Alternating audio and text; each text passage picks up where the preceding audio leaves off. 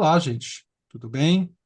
Hoje teremos mais uma conversa aqui no canal Outro Livro, dentro da nossa playlist Estudos. Para você que está chegando agora, peço a sua inscrição no canal, compartilhamento do vídeo, e para você que já nos acompanha, né, também, que possa fazer alguns comentários, participar aqui da nossa discussão. É, a playlist Estudos, em geral, ela aborda livros da teoria literária, da crítica literária, da história da literatura, mas hoje vamos fazer um pouco diferente, falando aqui do livro da nossa convidada, Maria João Cantinho, o livro Walter Benjamin, Messianismo e Revolução, que saiu aqui pela editora Circuito, de São Paulo em 2022. Claro que falaremos também de literatura, não tem como. Seja muito bem-vinda, professora Maria João Cantinho, é um prazer recebê-la, muita satisfação mesmo. Ora, eu é que agradeço o convite e digo olá a todos os que me tiverem a ouvir, que nos estiverem a ouvir, e espero que aprendam alguma coisa com esta conversa ou que possamos discutir alguns aspectos da obra do Walter Benjamin. Maravilha. Eu vou falar Benjamin, ainda que Ok, ok. o, tem um grande poeta, né, o Haroldo de Campos, que sempre O falava Haroldo Benjamin, Campos, sim. que é um grande leitor também, né, do historiador e filósofo alemão. Gente, eu vou fazer muito resumidamente a biografia da nossa convidada aqui. Recomendo que vocês acessem o site que ela tem ou que acessem a Wikipedia, tem mais informações lá. É uma convidada que também tem uma ligação com o Brasil, já esteve aqui como professora visitante.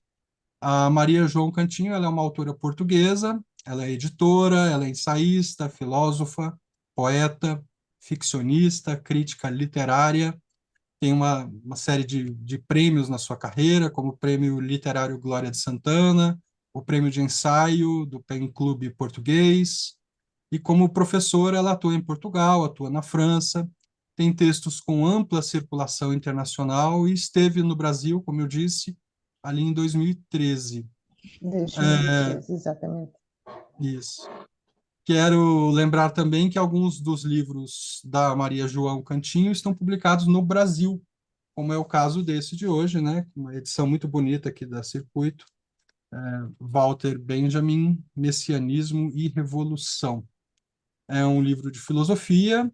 Confesso que suei bastante na leitura desse livro, Uhum. enchi o livro de anotações, não sei se adiantaram muito essas anotações, mas foram conversas que eu fui tendo com o livro.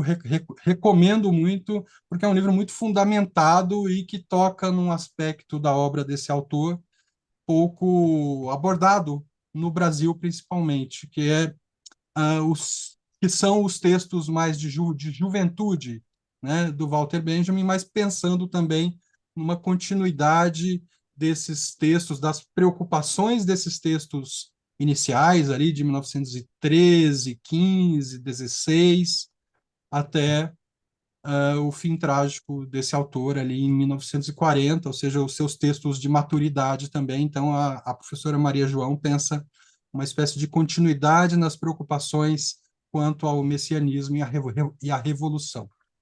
É, Acho que vamos começar pela seguinte discussão.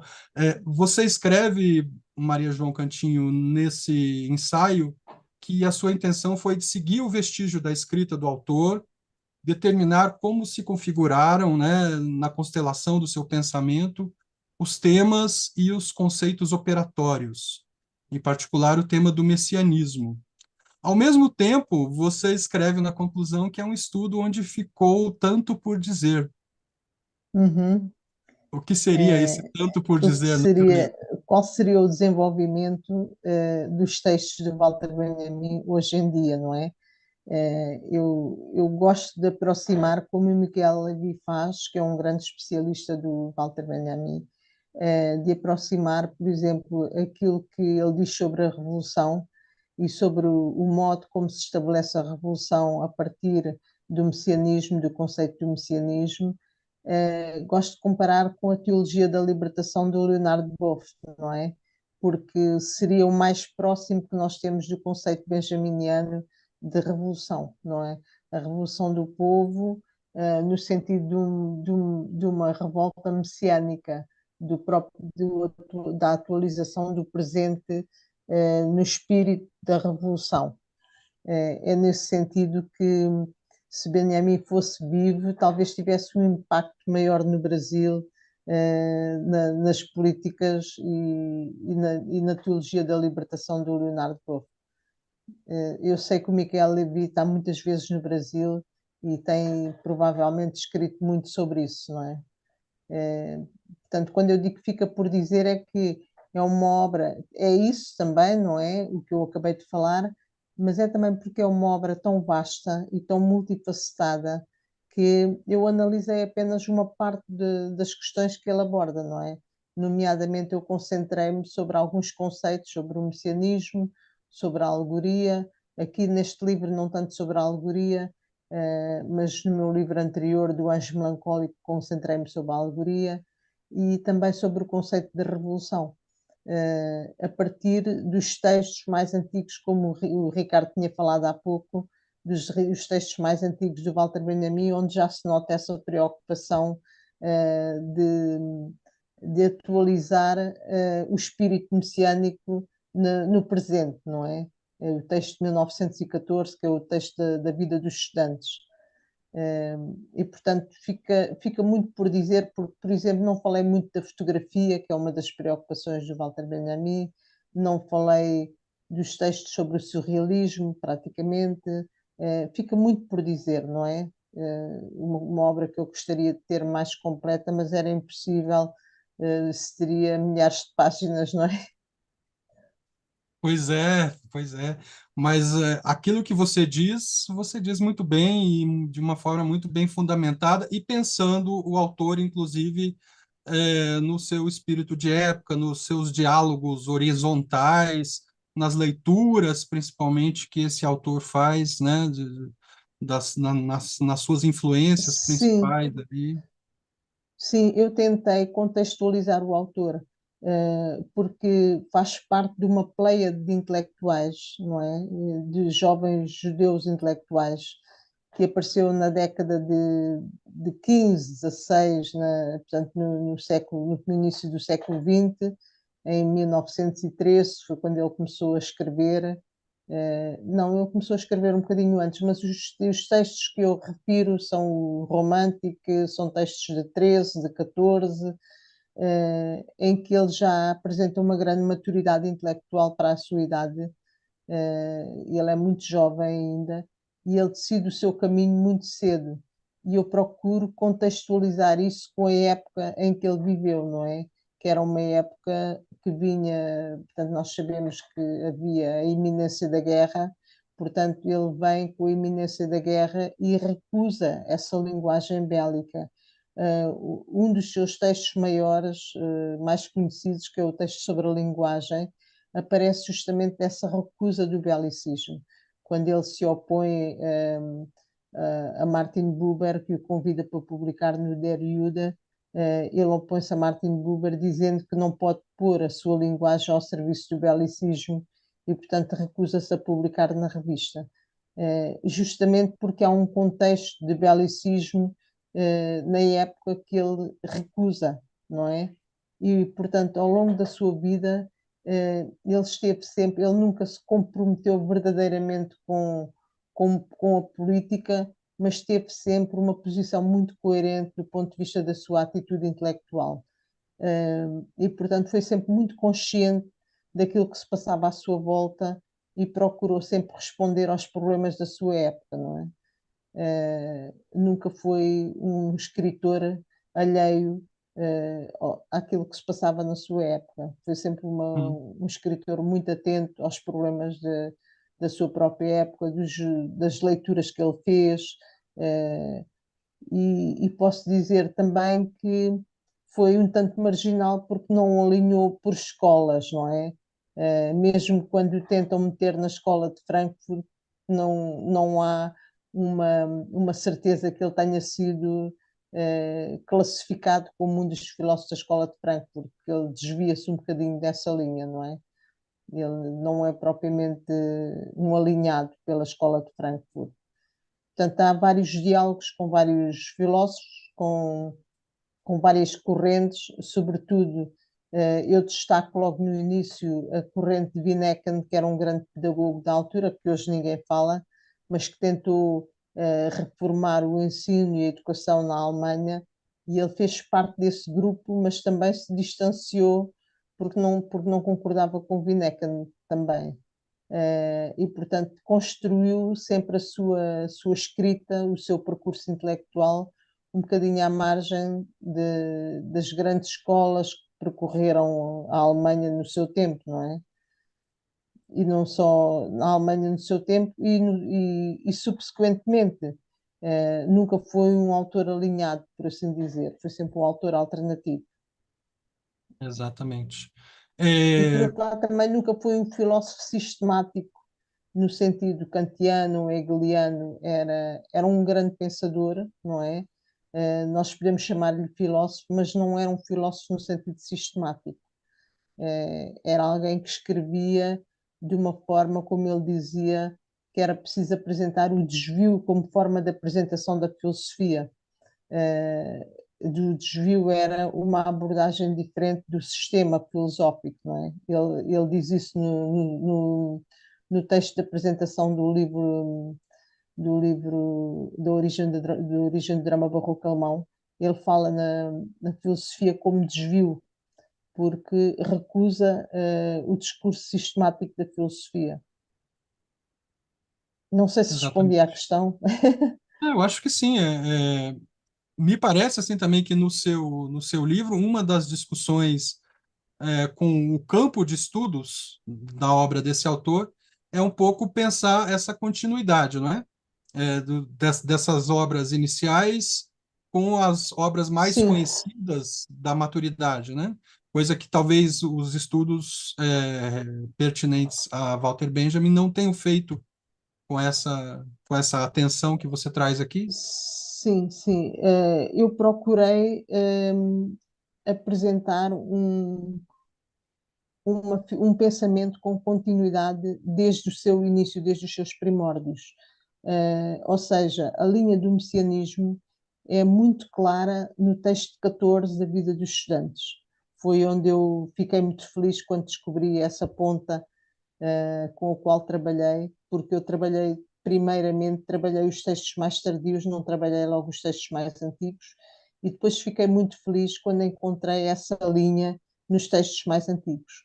E, portanto, o que eu fiz foi percorrer o caminho que o próprio Walter Benjamin fez ao longo da sua história, que foi como é que ele desenvolveu a linha do messianismo nos textos de 14, como é que ele, por exemplo, vai desenvolver a linha do messianismo no texto sobre a crítica da obra de arte no romantismo, e, portanto, quando ele também abandona, de alguma forma, aparentemente abandona a linha do messianismo nos textos a partir de 24 por causa da sua relação com o marxismo, porque o marxismo impedia-lhe essa visão messiânica.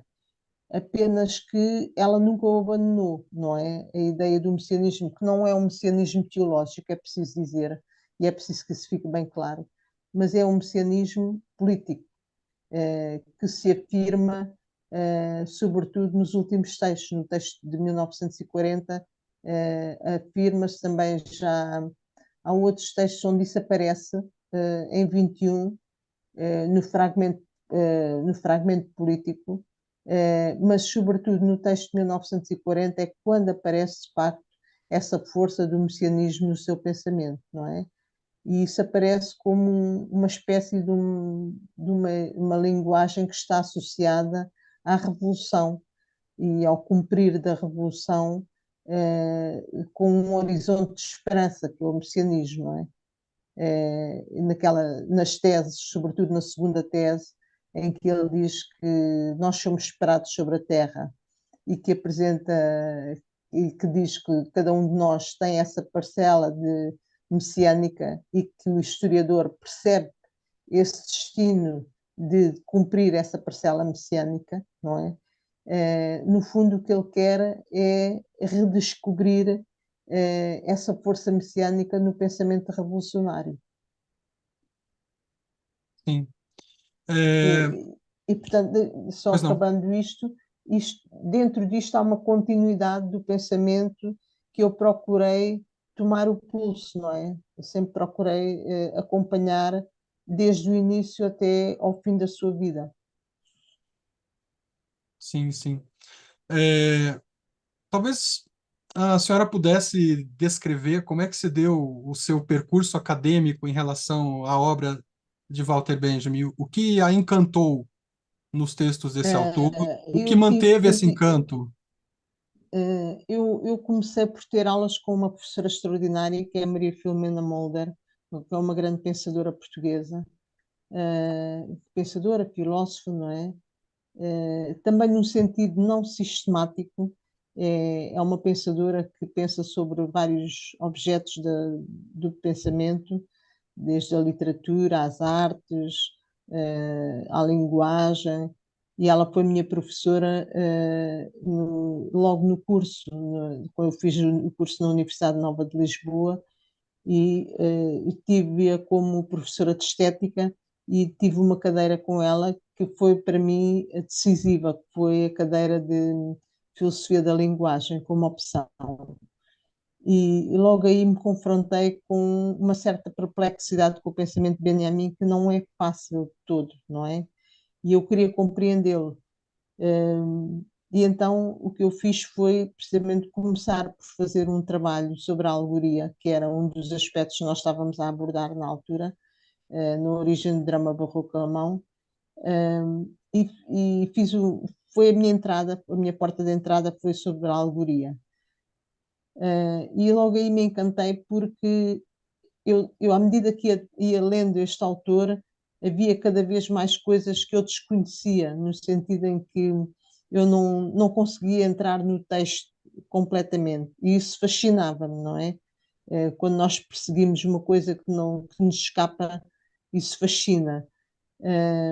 E quando eu fiz o meu mestrado, eu lembro-me muito ingenuamente quando a professora Maria Filomena Molder me pergunta o que é que eu ia escolher para fazer, eu disse que ia trabalhar Walter Benjamin e disse-lhe que ia trabalhar sobre a alegoria, porque era precisamente um dos tópicos que eu menos tinha compreendido e que queria compreender. Foi um bocado à aventura, mas acabei por fazer o meu mestrado precisamente sobre o conceito de melancolia, o conceito de alegoria, a modernidade.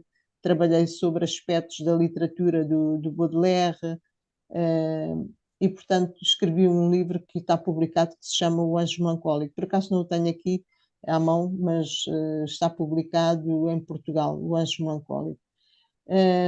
Depois o tempo foi passando e eu resolvi ampliar a minha investigação. E, portanto, uma das ideias que sempre me tinha ficado por estudar era a ideia de messianismo, porque o messianismo que a mim me aparecia não era um messianismo claramente teológico, e era isso que, de facto, me atraía. O facto de o Benjamin ser ateu e de não ter uma religião, mas ao mesmo tempo ter uma tradição, não é? Que era a tradição judaica, que o inspirava também digamos, nesse pensamento do messianismo. É um messianismo secularizado, se nós pudermos dizer assim, e que tem que ver com a irrupção de um horizonte de esperança que se abre para a revolução, não é? A ideia dele é precisamente a ideia de revolução messiânica. Por outro lado, há conceitos que estão associados a isso, que é o conceito do tempo, o conceito da linguagem, o conceito da história, que são conceitos que eu abordo neste livro. Por exemplo, a ideia da história é uma ideia contra a ideia do progresso. Tal como Benjamin, houve vários filósofos na Alemanha, judeus. Eu cito só alguns, por exemplo, como Ernst Bloch, que escreveu a Utopia, foi a Utopia. Eu agora não me lembro exatamente do título, está-me a falhar o título, mas é O Espírito da Utopia, se não me engano. Rosenzweig escreveu A Estrela da Redenção e Scholem, que escreveu vários livros, Gerhard Scholem, que escreveu vários livros sobre o messianismo. Gerhard Scholem era um teólogo, e Rosenzweig também era crente. Ernst Bloch e Benjamin escaparam à teologia nesse sentido, foram muito mais para o plano da política e da filosofia do que os outros. E todos eles trabalharam o conceito de messianismo de formas diferentes, não é? E, portanto, o que me atraía era precisamente essa forma de messianismo secularizado, aplicado à compreensão da história e da linguagem, da tradução, da própria revolução. Era isso que me atraía, no estudo destes conceitos e destes temas.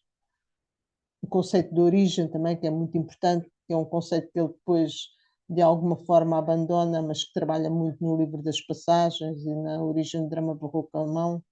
É um conceito extraordinário também porque explica muitos dos conceitos da imagem dialética, que eu também trabalho. Esse conceito, de alguma forma, foi abandonado nos últimos livros, nas últimas obras. Por exemplo, não aparece o conceito no texto sobre a história, sobre o conceito de história. Sim. É, já no começo do seu livro, né, discute-se apresenta-se, né, a grande presença intelectual do Walter Benjamin no Brasil. Eu próprio tenho aqui uns 10 livros sobre o autor, além de alguns livros que compilam sua obra, né? Por exemplo, o conceito de crítica de arte no romantismo Sim, alemão, sim, sim, sim. é, uma série de publicações. Há Em várias comparação, traduções, há várias traduções. Enquanto nós aqui temos uma tradução que é muito boa, do João Barrento, que é feita pela Assíria Alvim. No Brasil, eu creio que há várias traduções, essa do da João Barreto Autêntica, saiu da aqui, ó. Gilles-Marie Gagneban. Essa é da Autêntica, é do João Barrento. É do De João João Barrento. Barreto, exatamente. Mas em Portugal, então, é um diminuto interesse. Aqui atribuiria essa Há discrepância. muita, eu acho que há muita gente que o lê, mas propriamente estudar, eu não sei. Ou seja, nas faculdades, hoje em dia dá-se mais. Mas quando eu entrei na faculdade, raras pessoas liam e estudavam Walter Benjamin. Hoje em dia ele é mais dado, sobretudo nas faculdades de artes, de fotografia, cinema. Eu penso que ele é mais dado, mas em filosofia, por exemplo, na clássica, eu penso que ele não é estudado. Penso que não há nenhum professor que dê Walter Benjamin. Na Nova, sim, na Nova há o professor Bragança de Miranda, que é muito bom e é um grande especialista do Walter Benjamin. A professora Maria Filomena Molder, que agora está já aposentada, mas também durante toda a sua vida deu a obra de Walter Benjamin, deu vários textos e ensinou várias gerações sobre Walter Benjamin. E há também, esporadicamente, em algumas faculdades, há alguns professores que lecionam Walter Benjamin, mas sempre aplicado ao conceito das artes e da fotografia e à técnica, portanto, à parte da técnica, que é onde ele também se debruça muito e da qual eu não trato, não é? Da reprodutibilidade técnica. Certo. Há também Foi jovem que não é assim tão jovem, deve ter uns 40 e picos, que é o Nélio Conceição, que é um grande investigador também sobre Walter Benjamin, que trabalha na Nova e que tem trabalhado imenso com os textos dele. Eu também tenho conhecimento, mas de uma forma geral não há muita gente a trabalhar Walter Benjamin. Há muita gente que lê e que conhece, mas a trabalhá-lo mesmo, efetivamente, acho que não. Acho que não. eu o conheci na graduação, na cadeira de Sociologia da Cultura, e principalmente esses aspectos da arte, da leitura da vida social de Paris, da fotografia, do cinema, do surrealismo, esses textos principalmente.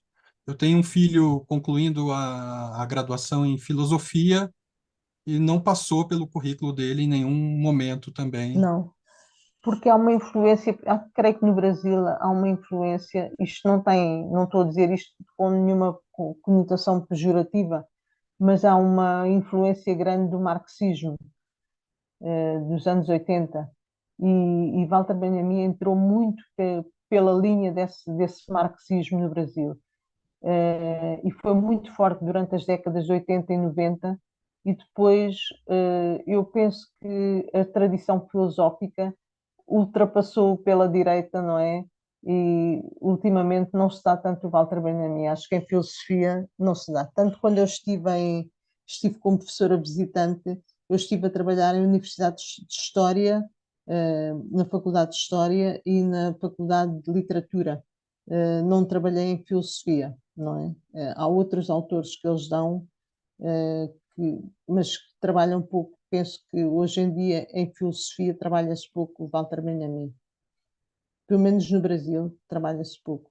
Trabalha-se muito noutras áreas, nas ciências sociais, na literatura, nas artes, e também em história. Em história é muito importante que os textos dele sobre a história são quase obrigatórios, não é? Exato. E também é um autor que chama muito a atenção pelo seu fim trágico, né? Eu acho que, Sim, isso por foi uma exemplo, das coisas que também me aproximou, exatamente. Foi uma das coisas que me aproximou muito dele, foi tentar de alguma forma redimir a vida dele, não é? sim, Eh, Como é que eu ia te explicar? Foi esse lado empático pelo autor que também me levou a estudá-lo tantos anos, não é? Porque incomodava-me muito que uma pessoa como Walter Benjamin tivesse tido uma vida tão trágica, que não foi só o fim, foi a própria vida dele que era trágica, não é? Era uma pessoa uhum, com muitas dificuldades financeiras, viveu com grande precariedade económica enquanto viveu em Paris. Há cartas dele que são de facto muito pungentes desse ponto de vista e sempre me impressionaram muito. E de alguma forma foi uma tentativa de redimir a vida de uma pessoa que foi tão trágica do princípio ao fim. Digamos que os anos dele mais felizes foram os anos da adolescência, porque a sua vida adulta foi uma vida de sacrifício já, sacrifício de... eu também escrevi sobre a vida dele, tenho aqui um pequeno texto que está, creio eu, que está no meu site, que é Walter Benjamin, um pensamento nómada, é mesmo o título, Um Pensamento Nómada, que é um retrato da vida dele, em que eu descrevo todo o seu percurso, desde que nasceu até à sua morte.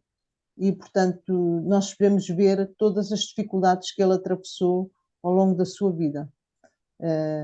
Como é que, por exemplo, ele vivia dependente só da escrita, e não tinha outros recursos, como é que ele dependia do dinheiro dos amigos, por exemplo, quando ele se viu em grandes dificuldades económicas, pediu a Scholem que o ajudasse e Scholem foi o seu socorro.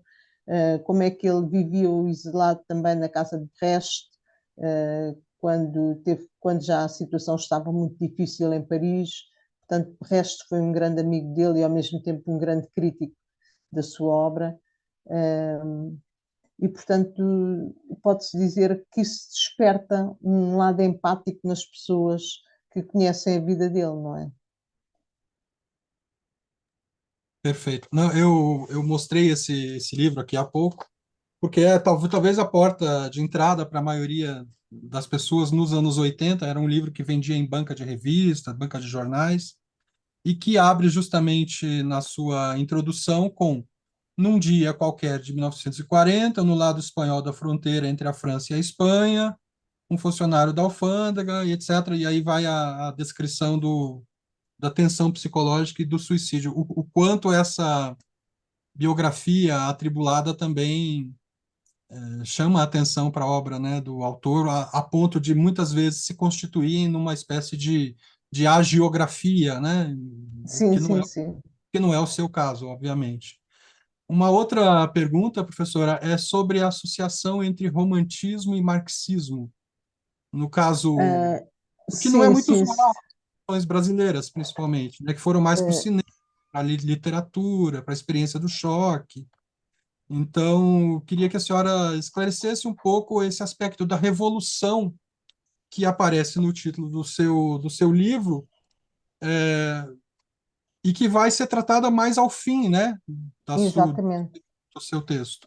A ideia do romantismo que eu apresento aqui, aliás, há dois romantismos de que eu falo.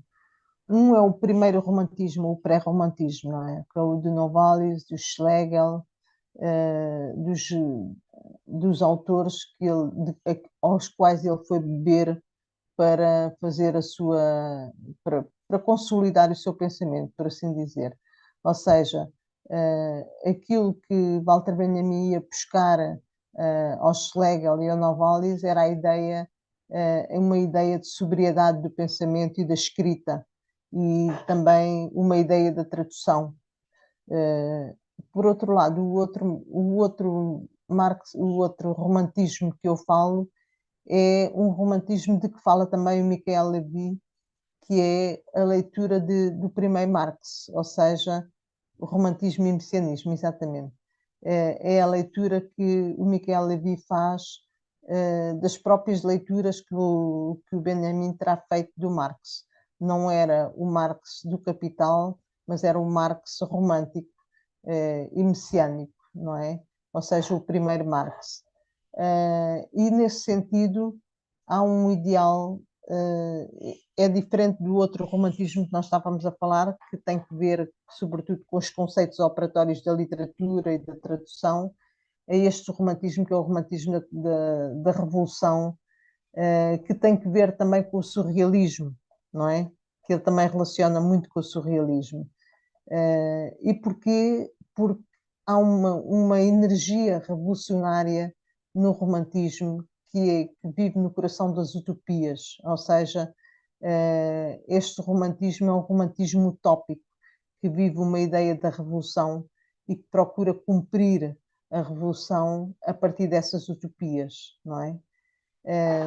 E, portanto, é nesse duplo sentido que eu vejo o romantismo em Walter Benjamin, nesse sentido em que por um lado, o pré-romantismo que o influencia na análise dos géneros da poética e da literatura, e, por outro lado, há o outro romantismo que o influencia no lado da política e da revolução, que é o marxismo romântico, não é?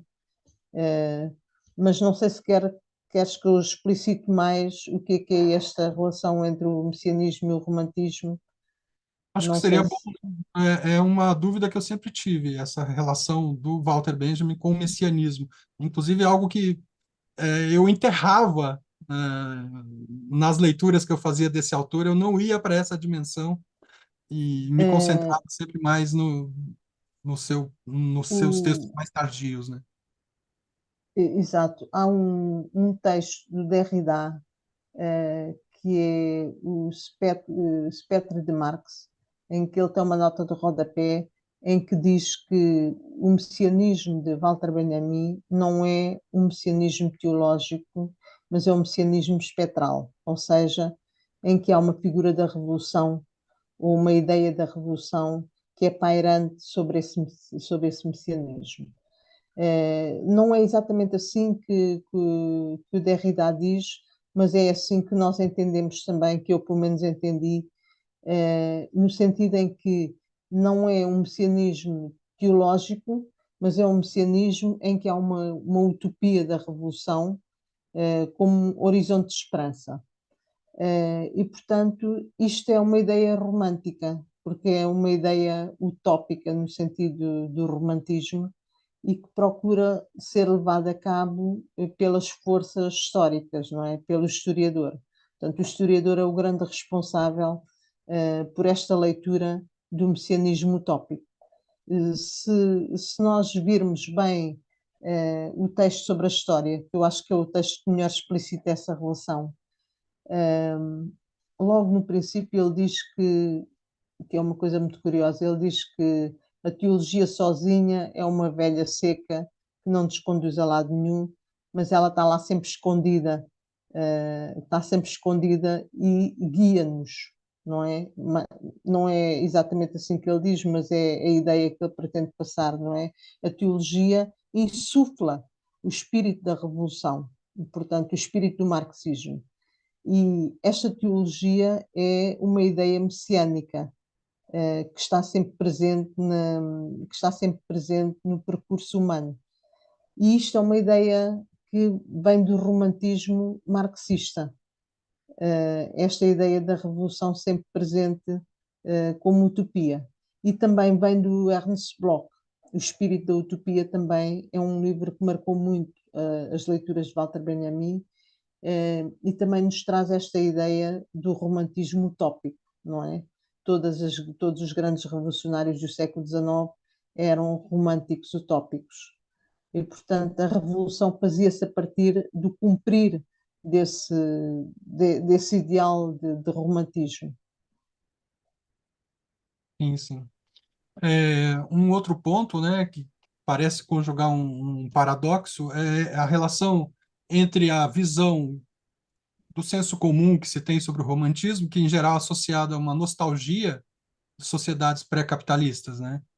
Então, pode-se dizer que há algum tipo de conservadorismo ainda no Walter Benjamin, na medida em que ele lida Eh, com a há perda, uns, né? há, há, há aí uma, digamos que não é bem uma contradição, é como se fosse um paradoxo inerente ao seu próprio pensamento.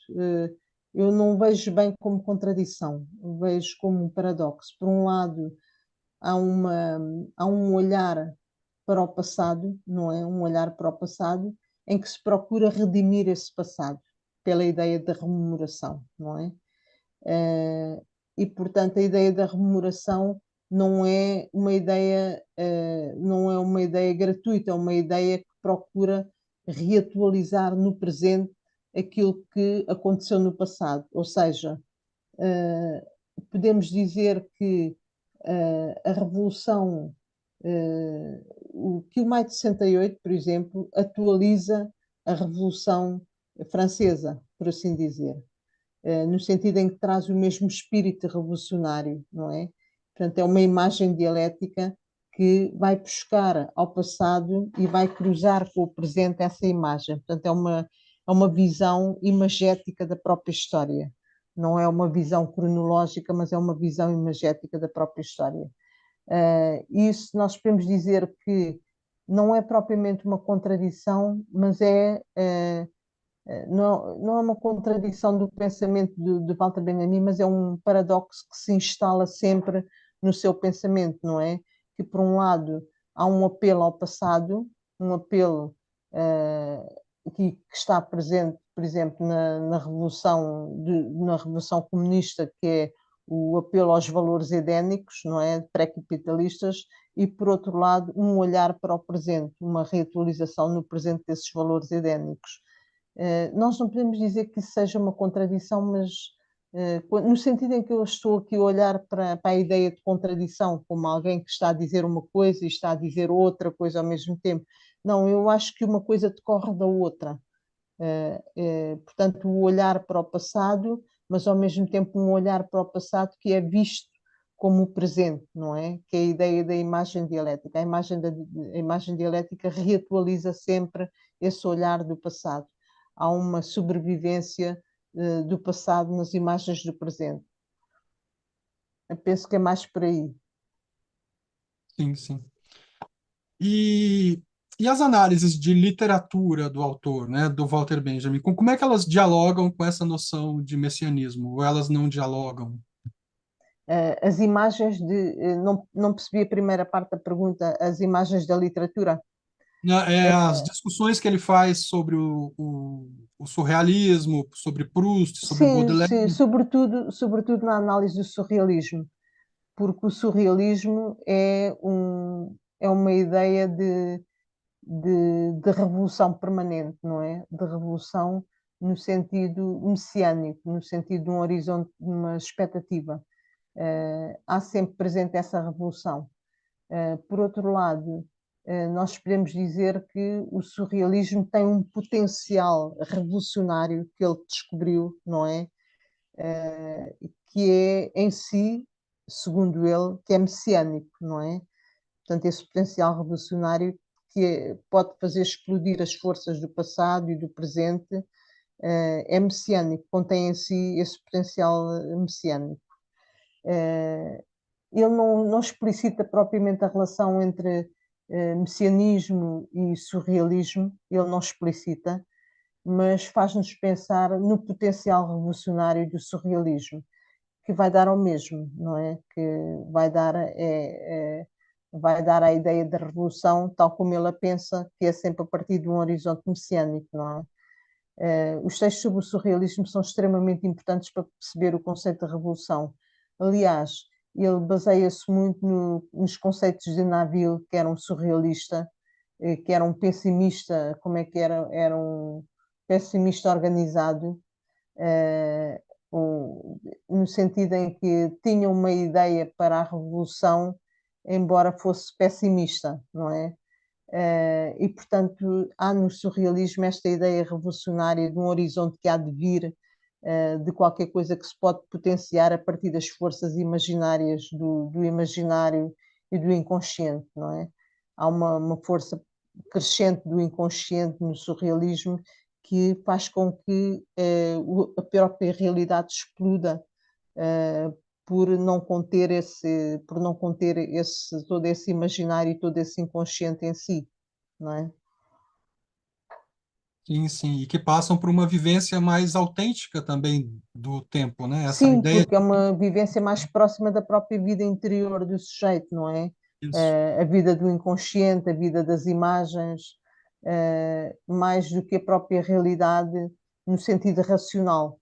Ou seja, há uma recusa da racionalidade no surrealismo, que também Walter Benjamin compreende, porque a realidade, tal como nós a vemos, não, é banal, não tem forças explosivas. Aquilo que nos traz a força explosiva da imagem dialética, por exemplo, é a força do inconsciente, a força do inconsciente coletivo, como ele descreve a partir de Jung, não é? É esse inconsciente coletivo que nos leva a ter imagens tanto do passado como do presente na imagem dialética. Sim. No percurso de análise do Walter Benjamin, ele, em geral, valorizou experiências artísticas que não buscassem efeitos políticos explícitos, ou seja, recusando aquela concepção instrumental da linguagem, né? Sim. Como é que a senhora definiria algo como a função política da literatura a partir das discussões de Walter Benjamin, uma vez que ele recusava essa função instrumental da linguagem? Eh, É preciso dizer que o texto sobre a recusa instrumental da linguagem é dos textos mais da sua juventude, não é? Eu não sei como é que ele pensaria hoje a própria linguagem, a não ser como compromisso ético, não é? É preciso relembrar isso. Tal como podemos lembrar o caso de Paul Celan, não é? Que a sua poesia foi um compromisso ético com a história, mas aquilo que ele queria dizer é que a linguagem não podia ser instrumentalizada ao serviço do belicismo. Era essencialmente esse o propósito da escrita do texto sobre a linguagem que ele fez a partir da recusa da publicação no Martin Buber. Ou seja, a linguagem pura, aquilo que ele definia como a linguagem pura, era uma linguagem mais próxima da linguagem nomeadora e adâmica, no sentido, eu penso que não é no sentido teológico, mas é no sentido metafórico, mais próxima da nomeação, mais próxima do poético, do que propriamente de uma linguagem que nós nomeamos hoje como comunicação. Ele recusava completamente essa função. eh, Recusava, quando eu digo recusava, não é no sentido de dizer que a linguagem não serve para comunicarmos. Claro que a linguagem também serve para comunicarmos, mas restringir as funções da linguagem à comunicação é que Uhum. seria impensável para ele, ou seja, a linguagem tinha uma função mais nobre do que isso, tinha a função da nomeação portanto era um dom divino e portanto era uma forma sacralizada que o homem tinha de nomear a realidade, não é? Portanto, todas as tentativas de instrumentalização da linguagem, estamos a falar das teorias à sua época, não é? Já havia teorias que instrumentalizavam a linguagem. Ele vai, ao invés, ele caminha em contraposição com essas teorias, porque considera que todas essas teorias estão ao serviço da linguagem como comunicação. E, portanto, é preciso recusar essa linguagem como comunicação, é preciso valorizar o papel da linguagem como palavra nomeadora, como instrumento divino, e aqui instrumento coloca entre aspas, não é? Porque é uma forma de acesso ao divino e ao sagrado, como revelação, tanto que, e repito isto, que é um texto que ainda é muito jovem, ou seja, não sei se ele subscreveria este texto alguns anos mais tarde, porque quando ele fala da linguagem como revelação, ele está a falar no sentido epifânico, da linguagem no sentido epifânico, não é? No sentido que ele vai buscar a Raman, e quando ele diz que a linguagem é a revelação, é precisamente nesse sentido, que ele vai buscar ao filósofo Raman. E, portanto, nós podemos dizer que tudo isso radica numa recusa da comunicação, da linguagem como comunicação, ou como mera comunicação, para sermos mais corretos, como mera comunicação. É um autor, por exemplo, que teve no seu tempo a discussão com o realismo socialista ali, né, no início dos anos 30, né? Sim, sim, Provavelmente sim. uma Sim, recusa da. foi uma das grandes discussões que ele teve com o Brecht, não é? Que o Brecht criticava precisamente essa tendência que ele tinha para o messianismo, para uma certa linguagem, digamos, entre aspas, teológica, assim como o Brecht criticava isso, tal como o Adorno, o Horkheimer também criticavam. Porquê? Porque eles eram marxistas e procuravam exatamente a função da linguagem como instrumento social, não é? Instrumento revolucionário social. Uh, Há uns estudos que Benjamin faz de Kafka que são muito criticados precisamente por Brecht, porque Brecht diz, mas para que é que nos interessa toda essa teologia se o que nos importava falar é das condições de vida materiais das pessoas no seu tempo, não é? Uhum. Ele opunha-se completamente à visão.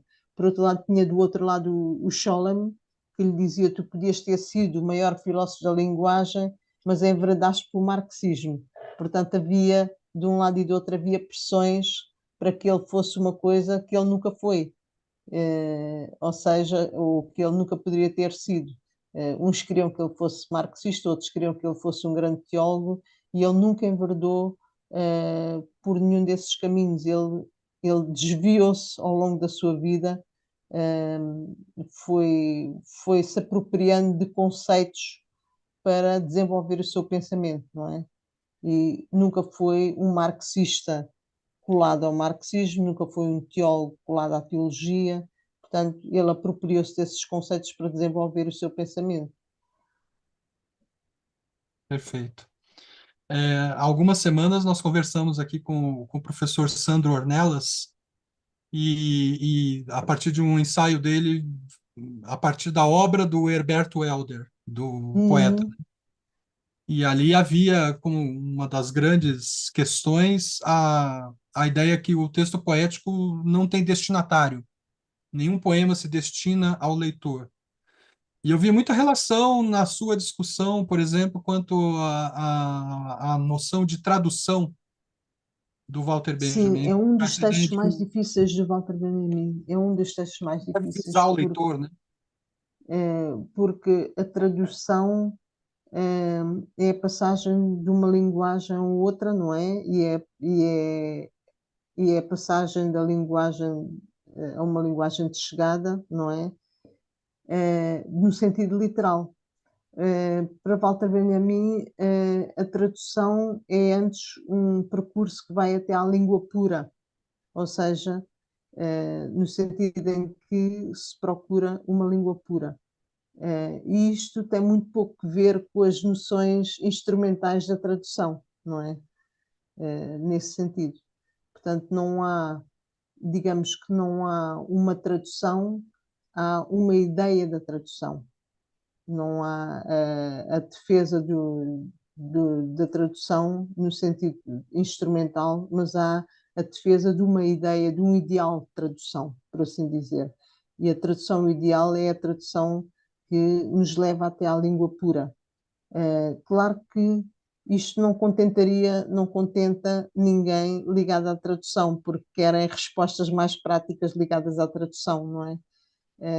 Mas o texto sobre a tradução é um texto exemplar, é um texto que renega precisamente, não digo que renegue, mas de alguma forma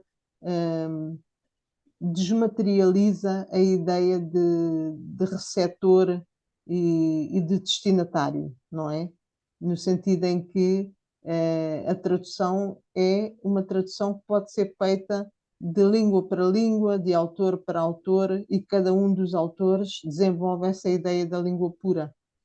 É como se houvesse um processo constante que vai desembocar na língua pura, não é? E isso não é uma ideia instrumental da tradução. Eu, por acaso, não li o texto do Sandro Ornelas sobre o Herbert Welder, teria muita curiosidade em ler, mas de facto a tradução é, é um ideal, não é? Não é um instrumento, é ao mesmo tempo um instrumento, mas do ponto de vista benjaminiano é um ideal, não é apenas um instrumento, não é? Perfeito. É, já estamos nos encaminhando aqui para o fim da nossa conversa. Haveria muito ainda por dizer, né? Como a senhora escreve lá Claro, no, claro. na conclusão do seu livro, tá aqui. Eu vou deixar também no final o, o link para as pessoas poderem adquirir o livro, né? Ótimo. Será que o fascismo, no fim dos anos 20, 30, na Europa, em parte do Ocidente, e o fascismo hoje, né, nas últimas 2 décadas, pelo menos, que está assim nos acossando, aumentaram o interesse pela obra do Walter Benjamin? Essa emergência fascista, já que ele Eh, morreu sim, por conta disso e fez a sua obra muito s- na eh, contraposição. sim, há textos sobre o fascismo, não é? Sobre o capitalismo, sobre o fascismo, que se mantêm muito atuais, não é? De Walter Benjamin. Eh, os textos que ele escreveu na década de 30 são textos, alguns textos, que é o capitalismo como religião, o próprio texto sobre a história, que é um texto profundamente antifascista, o texto sobre a história, não é? Porque é escrito após o Tratado de Molotov-Ribbentrop, quando já não havia qualquer ilusão sobre o modo como a história iria desembocar naquela tragédia. São textos que nos obrigam a pensar o fascismo como uma espécie de espectro pairante na nossa história, não é? E penso que a leitura do Walter Benjamin é uma leitura edificante nesse sentido. Não gosto muito da palavra edificante, mas é a melhor que posso encontrar agora. É uma leitura que nos pode informar e que nos pode esclarecer sobre o problema do fascismo, não é? A maneira como ele se aproxima com pezinhos de lã, com a ideia do progresso, a maneira como, não é? Por isso foi uma coisa que nós não falámos e que seria interessante explorar, que é a crítica ao progresso, não é? A crítica ao progresso no sentido do fascismo, não é? Da guerra, porque eram os institutos, portanto, toda a guerra estava em apoteose com a ideia do progresso, não é? Isso pode-nos, de alguma forma, ajudar a pensar o que é que são os fascismos atualmente, não é? Se bem que o fascismo hoje tenha um rosto diferente, tem um rosto mais populista, tem mais a ver tem coisas diferentes, enquanto que na Segunda Guerra Mundial eram sobretudo os judeus que eram o tema fulcral da Segunda Guerra Mundial, não é? E quando Walter Benjamin escreve o texto sobre a história, estamos em 1940, já se tinha começado a trabalhar na solução final, não é? Portanto, já se sabia o que é que estava a acontecer. Hoje em dia, isso não acontece, ou seja, há a questão da imigração, há questões da União Europeia, que muitos países querem recusar, não é? Há todos os fascismos que vêm dos Estados Unidos, estou a pensar naquelas formas populistas do Trump, não é? Talvez seja demasiado radical chamar de fascismo, mas é uma forma populista, não é? Contra os imigrantes, xenófoba, racista. Também no Brasil, o Bolsonaro, eu não sei se é bolsonarista, se não é, Ricardo, acho que não, mas Isso? Como assim? não, não é? Mas também podemos dizer que o bolsonarismo também foi uma forma de populismo que se aproxima da forma de pensar fascista, não é? E na Europa nós estamos a atravessar ventos muito obscuros, não é? Inclusive em Portugal nós temos agora aquela ameaça que eu nem quero nomear, que está com 20% nas eleições, nas sondagens às eleições, não é?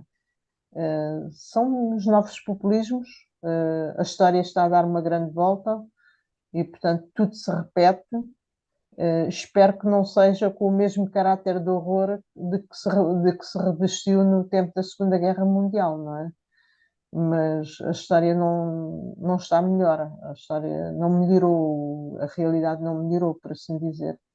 Em relação aos anos 30, temos agora duas guerras, não é? Que são horríveis ambas, e, portanto, acho que os populismos crescem sempre à sombra desse descontentamento das pessoas, não é? Essas formas de fascismo crescem à sombra disso, não é? Não sei se respondi à pergunta, acho que me desviei um Não, bocadinho, mas também acabou de acontecer na Argentina, né? sim, Agora, com o Milei, não é? Como ele se chama, Milei. E já Milei. está, metade das pessoas já está descontente com aquele governo, portanto ele vai cair muito rapidamente, porque de facto aquilo esvazia-se o balão. Quando eles chegam ao poder, eles não têm ideias, não é? Aquilo é um vazio de ideias e o balão esvazia-se rapidamente, não é? Não há uma política, não há nada definido. Isso é. As ameaças que eles fazem também não as podem cumprir, porque nas democracias eles não conseguem cumprir essas ameaças, que é de eliminar os imigrantes, é de deportá-los, etc. Isso é tudo anticonstitucional da maneira como eles propõem fazer, não é? De maneira que se esvazia o balão. Isso para nós é alguma garantia da democracia, é alguma garantia de que a democracia funciona, não é? Pois é, a Argentina, no fim das contas, também tem um histórico de um caminho mais fácil para a deposição dos presidentes que não dão muito certo. Então, há uma esperança aí que essa deposição aconteça. Mas, por outro lado, professora, também, se essas forças de controle político, de adesão aberta ao capitalismo mais selvagem, continuam efetivas 100 anos depois dos textos de Walter Benjamin, também se pode dizer que hoje temos, a partir dos textos dele mesmo, a possibilidade de ler a história de uma forma diferente, né? A questão da valorização da história dos vencidos, do escovar a história a contrapelo. Eu acho que isso é muito efetivo em muitas correntes de pensamento contemporâneas, não? Sim, sim. A ideia da história a contrapelo é precisamente a ideia de contrariar, ou pelo menos de contrariar a ideia dos vencedores, não é? Da guerra em que os vencedores ganham sempre. e, portanto, homenagear de alguma forma os vencidos, redimir os vencidos da história. Portanto, ler o que está a acontecer no Brasil com os Yanomamis, por exemplo, não é? Que agora até tiveram um desfile na Escola do Salgueiro, não foi? Não sei se estou em erro. É uma ideia de escovar a história a contrapelo. E já foi na Mangueira há 2 anos, também fizeram um desfile lindíssimo, que era precisamente a ideia de escovar a história a contrapelo, que é contar a história do lado dos vencidos, não é? Isso é extremamente importante e isso está a começar a fazer-se, não é? Com a ideia de desmontar a história do colonialismo, de mostrar precisamente o lado dos vencidos e de valorizar aquilo que foi a história dos vencidos. É uma coisa que está a acontecer no Brasil, está a acontecer também em Portugal, de alguma forma, não é? Um pouco mais atrasado, mas penso que também começa a acontecer isso. É extremamente importante a ideia de escovar a história a contrapelo. Maravilha. Então é isso, gente. Quero agradecê-la, professora Maria João Cantin. Obrigada, eu é que agradeço. Espero ter sido clara, não ter sido muito obscura. Imagina, foi bastante clara.